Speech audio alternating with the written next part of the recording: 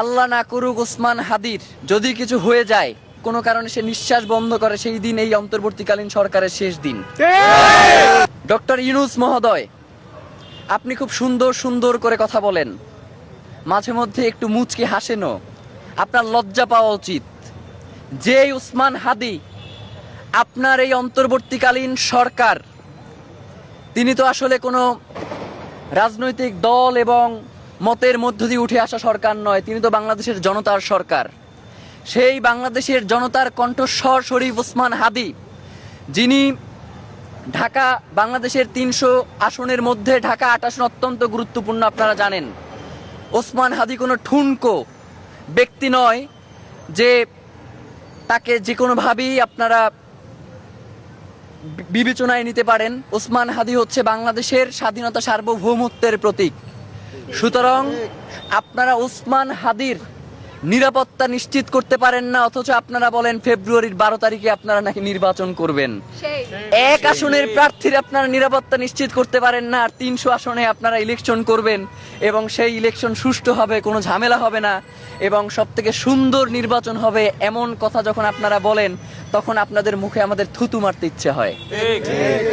আপনাদেরকে আমরা জানাতে চাই যে ইতিপূর্বেও ওসমান হাদি তার শঙ্কার কথা জানানোর পরেও কেন গোয়েন্দা সংস্থা থেকে তাদের বিরুদ্ধে কোনো ধরনের ব্যবস্থা নেওয়া হলো না। এবং আপনারা জানেন যে এই যে খুনি, এই খুনি ইতিপূর্বেও গ্রেফতার হয়েছে এবং তাকে এই সরকারের আমলেই জামিন দেওয়া হয়েছে।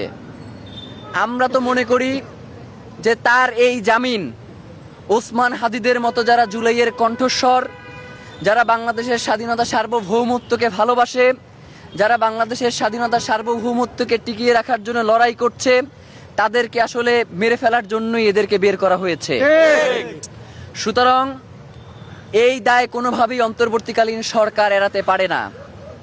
আমরা কোনোভাবেই আপনি বিমান থেকে লাফ দিবেন এবং হেলমেটে ওসমান হাদির ছবি সেখানে পোট্রে করবেন, আমরা তো ওসমান হাদির এই অচেতন অবস্থায় তাকে আপনারা পুষ্পমাল্য দিবেন, এই প্রত্যাশা আমরা রাখি নাই।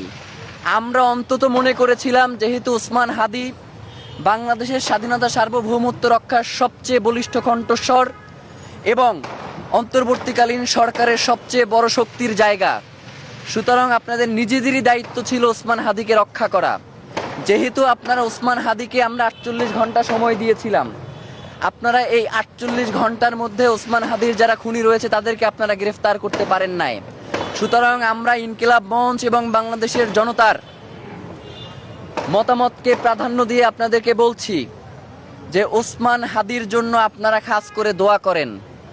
আল্লাহ না করুক ওসমান হাদির যদি কিছু হয়ে যায়, ওসমান হাদি যেই দিন, যদি আল্লাহ না করুক কোনো কারণে সে নিঃশ্বাস বন্ধ করে, সেই দিন এই অন্তর্বর্তীকালীন সরকারের শেষ দিন। আমরা চুপ রয়েছি, এর জন্য আপনারা মনে করবেন না যে ওসমান হাদি শুধু একা। বাংলাদেশের 18 কোটি জনতা এখন ওসমান হাদি ওসমান হাদি বলে স্লোগান দেয় যে আমরাই ওসমান হাদি।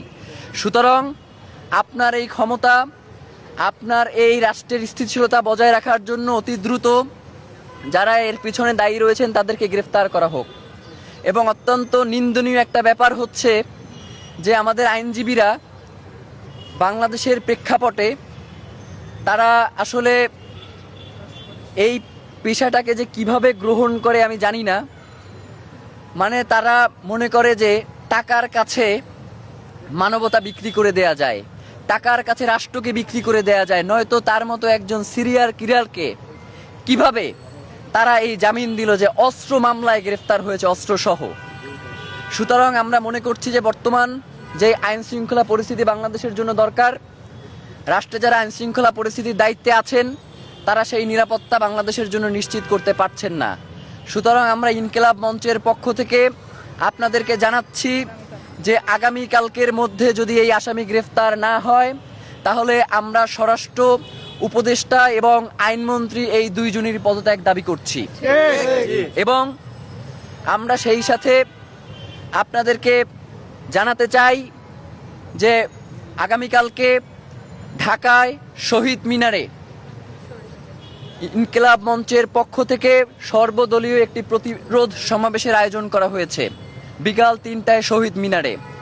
বাংলাদেশের সকল রাজনৈতিক দল এবং মত যারা বাংলাদেশপন্থী, কোনোভাবেই যারা ভারতের তাবেদার, তাদেরকে আমরা এখানে আমন্ত্রণ জানাচ্ছি না। যারা বাংলাদেশপন্থী সকল রাজনৈতিক দল, মত এবং সংগঠনকে আগামীকালকে শহীদ মিনারের 3টার প্রতিরোধ সমাবেশে অংশগ্রহণ করার জন্য উদারত আহ্বান জানাচ্ছি। এবং আগামীকালকে আমরা সেখানে বাংলাদেশের জনতার পক্ষ থেকে আমরা সেখানে কর্মসূচি ঘোষণা করব এবং পরবর্তী পদক্ষেপ আমাদের কি হবে সেটা আমরা আপনাদেরকে জানাবো।